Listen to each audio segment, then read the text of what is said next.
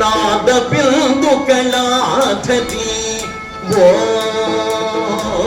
నాద బిందు కళాధతి ఓ ఆదిశక్తి పదాపతి ఓ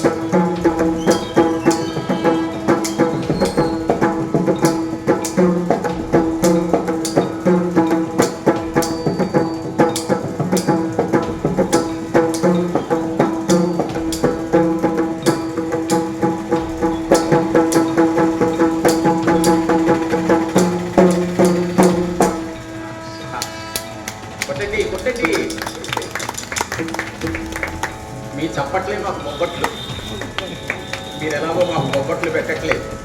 ఇదే బొబ్బట్ల కంటే ఎక్కువ హరిదాసులు కోరుకునేది ఇదే, బొబ్బట్లు కాదు, బొబ్బట్లే. నాకు వారిస్తారు, ఎదుగో చూసారా వస్తున్నాయి. మనం ఇస్తే భగవంతుడు మనకి ఇస్తాడు.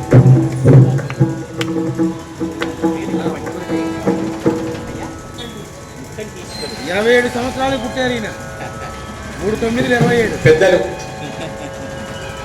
సాక్షాత్తు భగవంతుడు వచ్చినట్టుగా ఉంది. ముక్కంటీశ్వరుడు వారి పేరు. నాకు ఒక 50 రూపాయలు అలాగే కళాకారులకు కానుకని దయచేశారు. స్వామివారు పరమేశ్వరుడు ఆంజనేయ స్వామి వారు వారిని వారి కుటుంబాన్ని సర్వ సుఖాలతో ఉంచడానికి.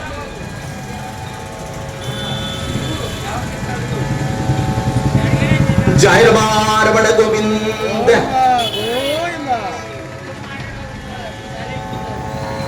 ఇంకొద్దిసేపట్లో నూతన ఆంగ్ల సంవత్సరంలోకి మనం వెళ్ళబోతున్నాం. అమ్మా బాగున్నారా? సంతోషం. ఇంకా టైం ఉంది. అర్చక స్వాములు వారు చెప్తారు. ఒక పావు గంట ముందు మనం ఆపి పావు చెప్పు 12 అలాగే టైం చెప్పుకుందాం. దయచేసి అందరూ కూడా గట్టిగా గోవిందా రండి. ఏడుకొండలవాడ వెంకటరమణ గోవిందా గోవిందా. నమ పార్వతీపతయే హర హర మహాదేవ శంభో శంకర. అనకపోతే మరొక ప్రమాదం ఉంది, అది కూడా చెప్తా. చెప్పకపోతే తప్పు అవుతుంది. చెప్పండి, తెలిసింది. గోవింద అంటే గోవింద అన్నటువంటి వారి యొక్క పాపాలు కొన్ని బయటకు వచ్చేస్తాయి. ఆ వచ్చిన పాపాలు గోవింద అనకుండా కూర్చుంటారు. చూశారు, వాళ్ళ భుజాల మీద వాళ్తాయి. వీలు చూసుకుని సమయం చూసుకుని లోపలికి ప్రవేశిస్తాయి. అనకపోతే అంత ప్రమాదం ఉంది. ఎవరని తీస్తారండి? పవిత్రమైనటువంటి స్వామివారి యొక్క సన్నిధిలో ఉన్నాం. ఈ ప్రదేశం అంతా కూడా పునీతమైంది. ఎందుచేత అంటే అర్చక స్వాముల వారు అర్చన చేయడం వల్ల, నిష్ఠగా కార్యక్రమాలు నిర్వహించడం వల్ల, భగవంతుణ్ణి ఆవాహన చెయ్యడం వల్ల, సంకీర్తన రోజు జరుగుతూ ఉండడం వల్ల అదృశ్యమైనటువంటి శక్తి ఈ ప్రాంతం అంతా కూడా ఆవహించి ఉంటుంది. అందుకే మనం దేవాలయాలకు వెళ్ళాలి. చాలా మంది అంటారు, ఏమిటి దేవాలయానికి వెళ్ళేది? మన మనస్సులో భగవంతుడు లేడా? మనస్సులో పూజ చేస్తే సరిపోదా? చాలదు. అక్కడికి వెళ్ళడం వల్ల అదృశ్యమైనటువంటి శక్తి మనల్ని ఆవహిస్తుంది, మన ఇంటికి వస్తుంది, మనల్ని రక్షిస్తుంది. అందుకే ఒక మాట అంటారు, అందరూ మగవారే. వేమన అంటాడు, అందరూ మగవారే, కానీ పుణ్యపురుషులు మాత్రం కొంతమంది. అందుచేత చక్కగా కార్యక్రమాలను నిర్వహిస్తూ ఈ రోజున సంప్రదాయబద్ధంగా నూతన ఆంగ్ల సంవత్సరాన్ని అర్చనా కార్యక్రమంతో ఆహ్వానం పలుకుతారు. చక్కగా మీరందరూ మనమందరం కూడా పాల్గొంటాం. అంతవరకు కథాగానం జరుగుతుంది. ఆ కార్యక్రమం అయిన తర్వాత కొంతసేపు కథ జరిగి తర్వాత మనమందరం కూడా ఇళ్లకు వెళ్ళిపోతాం. చక్కగా భక్తిగా కథాగానాన్ని విని మీరు తరించి నన్ను కూడా తరింపచేయాలని మనం చేసుకుంటూ ఉన్నాను. ఈ మరుద్వతి మృకండులు అనన్య భక్తితో చక్కగా స్వామి వారిని కీర్తించి వేడుకున్నారు. స్వామి, ఇన్నాళ్ళుగా మీ యొక్క సేవ చేస్తూ ఉన్నాం, సంతానము లేక బాధపడుతూ ఉన్నాం.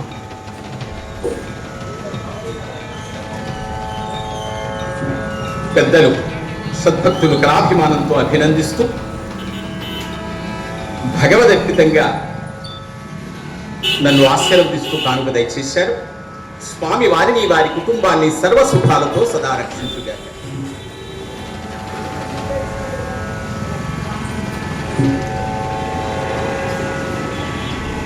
ఆ దంపతులు స్వామిని వేడుకున్నారు.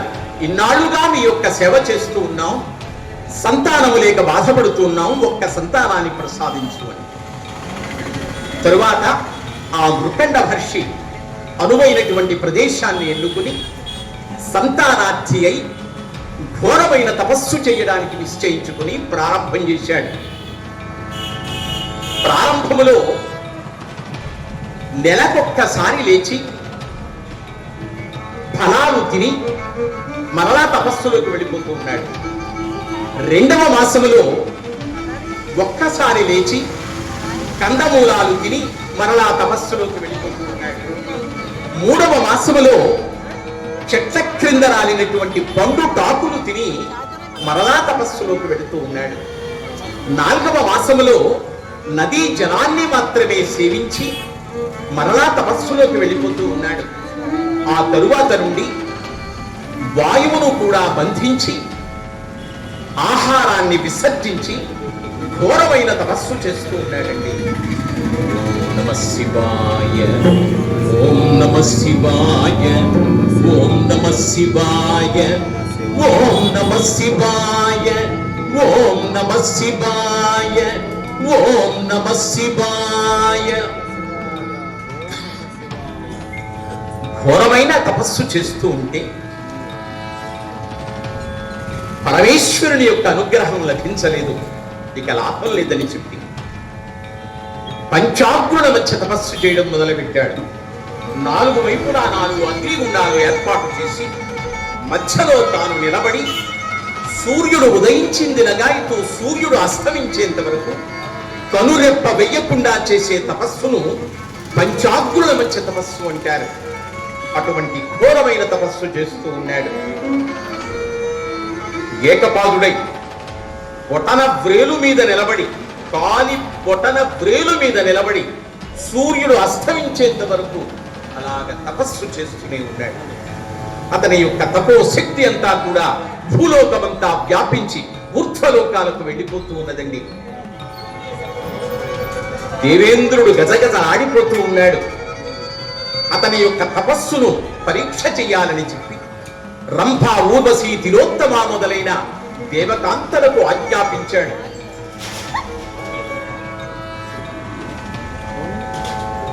రకరకాలైనటువంటి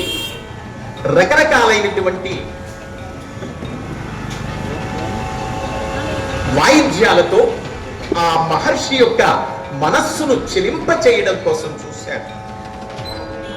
అయినా ఫలించలేదు.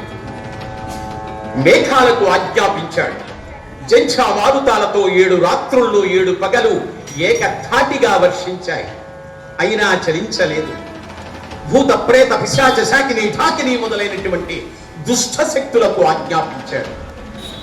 వారందరూ కూడా రకరకాలైనటువంటి వేషాలతో రకరకాలైనటువంటి రూపాలతో ఆ మహర్షిని భయపెట్టడానికి చూశాయి. అయినా చలించలేదు. అతని యొక్క తపో శక్తి అంతా కూడా భూలోకమంతా వ్యాపించి ఉత్ఫలోకాలకు వెళ్ళిపోతున్నదండి. ఇక లాభం లేదని చెప్పి ఆ దేవనాథుడైనటువంటి స్వర్గాధిపతి పరమేశ్వరుడికి మనవి చేశాడు. మహేశ, నీ భక్తుడైనటువంటి మృకండు ఘోరమైన తపస్సు చేస్తూ ఉన్నాడు. అతని యొక్క తపో శక్తి అంతా కూడా భూలోకమంతా వ్యాపించి ఉత్ఫలోకాలకు వెళ్ళిపోతోంది. నీవు గనక ఆలస్యం చేశావంటే లోకాలన్నీ కూడా కాలి బూడిదైపోతాయి. వెంటనే అతని యొక్క కోర్కెను తీర్చాలి స్వామి, అదే నా ప్రార్థన అన్నాడు దేవేంద్రుడు. సమయము ఆసన్నమైనదని చెప్పి సమయము ఆసన్నమైనదని చెప్పి ఆ పరమేశ్వరుడు పార్వతీ సమేతుడై తపస్సు చేస్తూ ఉన్నటువంటి ఆ మృకండ మహర్షి ఎదుట సాక్షాత్కరించాడండి. నాయనా మృకండ అని పిలిచాడు, మాట్లాడలేదు. వత్సా మృకండ అని పిలిచాడు, పలకలేదు. దగ్గరికి వెళ్ళి తన యొక్క దక్షిణ హస్తాన్ని ఆ మృకండ మహర్షి యొక్క శిరస్సును ఉంచి, దక్షిణ హస్తాన్ని తన యొక్క మృకండ మహర్షి యొక్క శిరస్సున ఉంచి ఆ పరమేశ్వరుడు మృకండ మహర్షితో అంటూ ఉన్నాడు, నాయనా మృకండ అన్నాడు. మెల్లగా కనులు తెరచి హాసవదనంతో దయాంతరంగుడై ఉన్నటువంటి ఆ పార్వతీ పరమేశ్వరుణ్ణి చూచి పాదాలకు నమస్కరించి, మహేశ స్వామి పార్వతీ వల్లభ, ఇన్నాళ్లకు అనుగ్రహించావా, నీ దర్శన భాగ్యాన్ని కల్పించావా అని చెప్పి ఆ మృకండ మహర్షి భక్తితో స్వామి వారిని కీర్తిస్తూ ఉన్నాడు. స్వామి ధన్యుడనైతి నీ మధుర సాక్షాత్కార భాగ్యం ఉండన్ నా మేను జపకోపనిష్టలును ధన్యత్వంబు చందన్ ప్రభు. నా మోఘంబు నశించిపోయినది జ్ఞాన జ్యోతి చూపట్టే నీ ప్రేమం గతి నాపై నిలుపు గౌరీనాథ భక్తావనా, గౌరీనాథ భక్తావనా.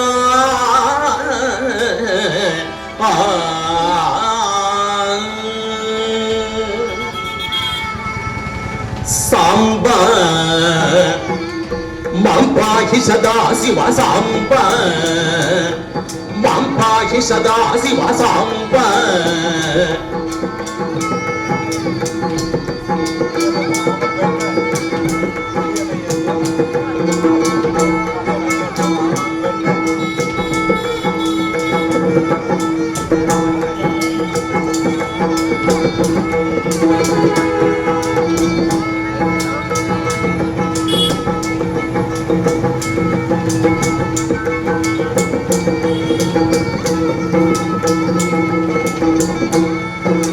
రాక శశిరవదహ నక్ష శ్లోక నిరభీక సంపుట వినాక సమదారి భుజంగమనూక లోకత్రయాలోక సాంబ మాం పాహి సదా శివ, సాంబ. శంబరాక్షదరాంబుజాక్షకాదంబ చంద్రబింబచితాంబుజతను సాంబ మాం పాహి సదా శివ, సాంబ.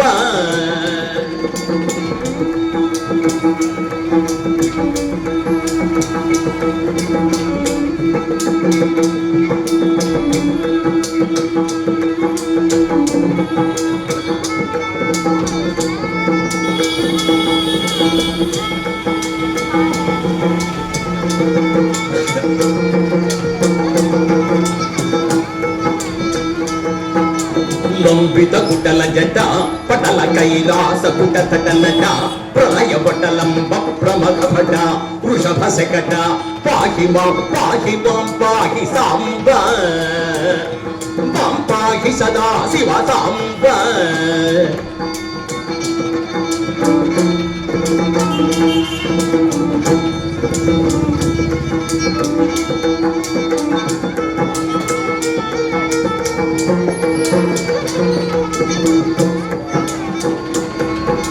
కంబు విజిత గాత్ర జలంధర ఖండన రణ చైత్ర హరినేత్ర కన్యాద పవిత్ర చరణ భక్త ప్రజవన జైత్ర భవసూత్ర సాంబ మాం పాహి సదా శివ సాంబ.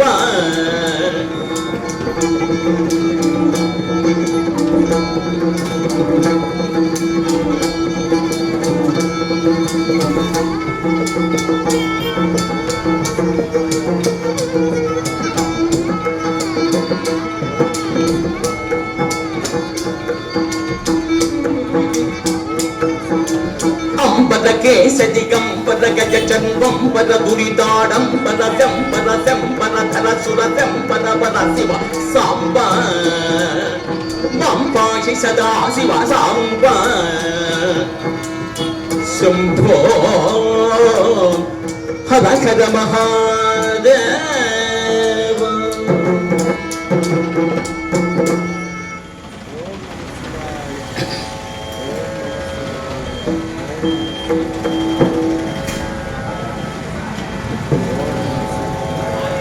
చక్కటి స్థవరాజమండి.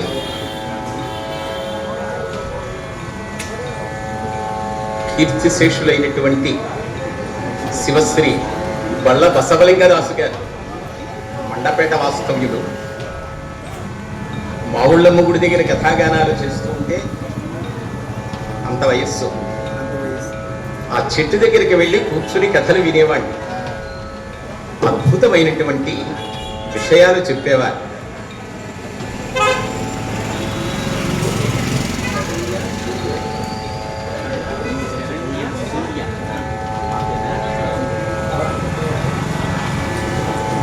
చిరంజీవి, షణ్ముఖి, శరణ్య, సూర్య జూనియర్, బాగా జూనియర్.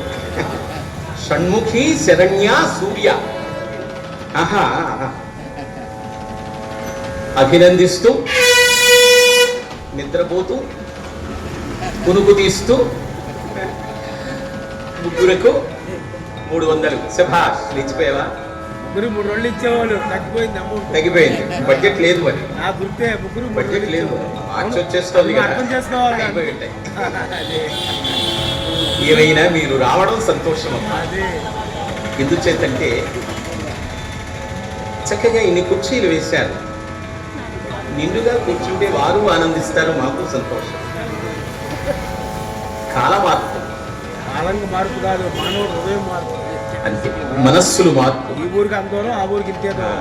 మానవుడు హృదయం వ్యాపకాలు పెరిగిపోయి ఏదో ట్రెండ్ మనశ్శాంతి ఉండట్లా. ఎంత సంపాదించినా మనశ్శాంతి ఉండట్లా. ఇంతకు ముందు ఇంకా సంపాదించాలి, ఒక 25 ఏళ్ళు 20 ఏళ్ళు 30 ఏళ్ల క్రిందట మన పెద్దలు ఎంతో ఆనందంగా బ్రతికారు. ఇప్పుడు భార్య భర్త ఇద్దరూ సంపాదిస్తున్నా చాలు. అన్ని ఖర్చులు కావాలి, అన్ని కావాలి. చిరంజీవులు చక్కగా అభినందిస్తూ 300 కానుకలు ఇచ్చేశారు. ఆశీర్వదిస్తూ గణపతి సరస్వతి యశస్సుని బుద్ధిని ఇవ్వాలని ప్రార్థిస్తూ వారి కుటుంబాన్ని శ్రీరామచంద్రమూర్తి పరమేశ్వరుడు సర్వసుఖాలు అనుగ్రహించాలని కోరుకుంటూ, అయ్యా మీ వాటా మీది. ఇక్కడ కష్టపడి 10 మందిని పోషించేవాడు అప్పుడు బయటికి వెళ్ళకుండా.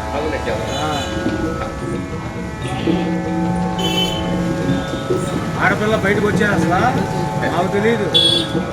ఎక్కడ చూసినప్పుడు ఆలేక వాళ్ళు లేని చూడలేదు. ఎక్కువ మాట్లాడకండి, కోపాలు వస్తున్నాయి. ఏది కోపం ఉన్నమాట. కోపం 40 ఏళ్ళ సంగతి నేను చెబుతున్నాను. ఏం చేస్తాం, తప్పదు. చక్కగా పరమేశ్వరుణ్ణి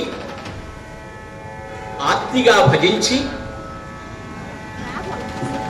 స్వామివారి యొక్క అనుగ్రహాన్ని పొందినటువంటి ఆ మరుత్వతి మృకండుడు ఆనందపడ్డాడు. పరమేశ్వరుడు, ఏమయ్యా ఇంత ఘోరమైన తపస్సు చేశావు, దేనిని ఆశించి నువ్వు తపస్సు చేశావు, ఏం కావాలో కోరుకో అన్నాడు. ఏం కావాలో కోరుకో అంటున్నావు, నీకు తెలియదా? నేను ఎందుకు తపస్సు చేశానో నీకు తెలియదా? పార్వతి అమ్మవారు నవ్వుకుంటున్నారు పక్కనే నిలబడి. ఇక్కడ ఏమిటంటే, అయ్యా నమస్కారం అండి, నమస్కారం. అర్చక స్వాముల వారు ప్రసాద్ శర్మ గారు ఎంతో నిష్ఠతో అనుష్ఠానం చేస్తున్నారు కాబట్టి ఇక్కడ ఈ ధనుర్మాస కార్యక్రమాలన్నీ కూడా చక్కగా జరుగుతున్నాయి. ఈ రోజున వేద మంత్రాలతో నిండైన మనస్సుతో సహృదయతతో స్వామివారి యొక్క అర్చనా కార్యక్రమాన్ని ముగించి మన అందరినీ కూడా ఆశీర్వదిస్తారు. మన హిందూ సంప్రదాయంలో లోకా సమస్తా సుఖినో భవంతు, మనమే కాదు మన ఊరే కాదు అందరూ బాగుండాలి. వేద పండితులు వారు చక్కగా వారి యొక్క కార్యక్రమం జరుగుతుంది, ఇంకా టైం ఉంది. సంతోషం. చక్కగా ఆ మరుత్వతి మృకండులు నమస్కరించి వారి యొక్క కోర్కెను చెబుతూ ఉన్నారు. ఇక్కడ మనం ఒకటి గమనించాలి. అమ్మ సీట్ ఖాళీ అయింది, వెనుకున్నారు, బయటికి వెళ్ళారు. కూర్చోండి. ఇక్కడ పరమేశ్వరుణ్ణి ప్రార్థన చేస్తే అమ్మవారు కూడా దయచేస్తారు. నిండైన ఆ దంపతులాగా అమ్మవారిని ప్రార్థన చేస్తే స్వామివారు కూడా వస్తారు. 1+1 ఆఫర్ అన్నమాట. సంక్రాంతికి, జాన్యువరి 1 కి ఆడవాళ్ళకి బాగా తెలుస్తుంది. ఒక చీర కొంటే ఇంకొక చీర ఉచితం. ఎంత దారుణం అంటే, ఒక చీర కొంటే 9 చీరలు ఉచితం అంట. ఎక్కడన్నా ఉందండి? ఎవరిని ఒక చీర కొంటే 9 చీరలు వస్తాయా? అవి ఏమైనా కట్టుకోవడానికి పనికొస్తాయా? అంటే అంత వెర్రివాళ్ళు అనమాట మన వాళ్ళు. వ్యాపారం చేసేటప్పుడు వాడికి 10 రూపాయలు ఆదాయం లేకుండా చెయ్యడు కదా, ఫ్రీగా ఇచ్చేస్తాడా? నెత్తి మీద గుడ్డ వేసుకోవాలి, అదంతే వ్యాపారం. విష్ణుమూర్తిని ప్రార్థన చేసామనుకోండి, నారాయణమూర్తే వస్తారు, లక్ష్మీదేవి రాదు. లక్ష్మీదేవిని ప్రార్థన చేసామనుకోండి, ఆవిడే వస్తారు. అలాగే సరస్వతి అమ్మవారిని ప్రార్థన చేస్తే అమ్మవారే వస్తారు. బ్రహ్మదేవుని ప్రార్థన చేస్తే ఆయన ఒక్కడే వస్తాడు. కానీ పరమేశ్వరుణ్ణి గనక అర్చన చేసి ప్రార్థిస్తే 1+1 ఇద్దరు వచ్చేస్తారు. ఎందుచేతను అంటే, పరమేశ్వరుడు అర్ధనారీశ్వరుడు, సగ భాగాన్ని ఇచ్చేశాడు పార్వతి అమ్మవారికి. ఆడవారి యొక్క హక్కుల్ని కాపాడింది ఎవరు అంటే పరమేశ్వరుడే. కీర్తిశేషులైన ఎన్టీ రామారావు గారు కాదు, ఆ తర్వాత వచ్చిన వైఎస్ రాజశేఖర రెడ్డి గారు కాదు, మరి ఏ ప్రభుత్వము కాదండి. మొట్టమొదటిగా ఆడవారి యొక్క హక్కుల్ని కాపాడింది పరమేశ్వరుడే. వారిని చూసి మన వారందరూ కూడా సంస్కరించారు చట్టాల్ని. ఆనందపడ్డారు మరుద్వతి మృకండులు. స్వామివారికి నమస్కరించి, అమ్మవారిని నమస్కరించి అన్నారు, స్వామి మా చేతనే చెప్పించుకోవాలనా మనవి చేస్తాను. అపుత్రస్య గతిర్నాస్తి అంటారు కదా, సంతానము లేనటువంటి వారికి పున్నామ నరకము తప్పదు కాబట్టి ఒక్క సంతానాన్ని ప్రసాదించు, అదే మా ప్రార్థన అన్నాడు మృకండుడు. తథాస్తు అన్నాడు, అలాగే ఇస్తాను. కాకపోతే పెద్దల మాట వింటూ దైవాన్ని పూజిస్తూ సన్మార్గుడైనటువంటి 16 సంవత్సరాలే బ్రతికి కుమారుడు కావాలా? పెద్దల మాట వినకుండా దుర్మార్గుడైనటువంటి 100 సంవత్సరాలు బ్రతికే కుమారుడు కావాలా? మంచివాడైతే 16 ఏళ్లే, చెడ్డవాడైతే 100 ఏళ్ళు. ఈ ఇద్దరిలో ఎవరు కావాలో కోరుకోనైనా అన్నాడు. ఆలోచించాడు మృకండుడు.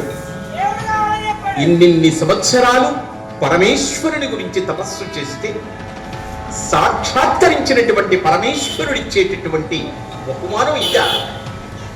సరే, ఏది ఏమైనా తప్పదు కదా అని తనలో తానే దక్కించుకుని ఒక నిర్ధారణకొచ్చి పెద్దల మాట వినకుండా దైవాన్ని ధిక్కరిస్తూ దుర్మార్గుడైనటువంటి ఆ 100 సంవత్సరాలు బ్రతికే కుమారుడి కంటే పెద్దల యొక్క మాట వింటూ సన్మార్గుడైనటువంటి అల్పాయుష్యు కలిగినటువంటి ఆ కుమారుడే మేలు కదా అని స్వామికి నమస్కరించి అన్నాడు, మహేశ, పార్వతీ వల్లభ, మంచివాడైనటువంటి ఆ 16 ఏళ్లే బ్రతికే కుమారుడిని ప్రసాదించు, అదే నా ప్రార్థన అన్నాడు మురుకండు. పరమేశ్వరుడు చిరునవ్వుతో తథాస్తు అన్నాడు. అలాగే ఇస్తానులే అన్నాడు. ప్రక్కనే ఉన్నదండి మరుత్వతి. తల్లి మనస్సు చాలా గొప్పదండి. ఏ తల్లి అయినా బిడ్డల చేతుల మీదుగా తాను వెళ్ళిపోవాలి అనుకుంటుందే తప్ప బిడ్డల కంటే తానే ముందుగా వెళ్ళిపోవడం అనేటటువంటిది చాలా ఘోరమైనటువంటి పరిస్థితి. భవితవ్యాన్ని ఆలోచించినటువంటి ఆ తల్లి పుత్రశోకాన్ని ఊహించి భరించలేక ప్రక్కనే ఉన్నటువంటి అమ్మవారి యొక్క పాదాల మీద పడి, అమ్మా, ఇన్నాళ్లుగా నీ సేవ చేస్తున్నటువంటి నాకు పుత్రశోకాన్ని ఇచ్చేది, పుత్రులు లేరు లేరు లేరు అనే బాధ కంటే పుత్రుడు పుట్టిన తరువాత మా కళ్ళ ముందే 16 ఏళ్లకే వెళ్ళిపోతే ఇంతటి ఘోరమైన పరిస్థితి ఏ తల్లికైనా ఉంటుందమ్మా? ఇదా మీరు మాకిచ్చేటటువంటిది అని అమ్మవారి యొక్క పాదాల మీద పడి భక్తితో ప్రార్థన చేస్తున్నారు. ఓ నాద బిందు కళాధరి, ఓ నాద బిందు కళాధరి, ఓ ఆదిశక్తి పదాపతి, ఓ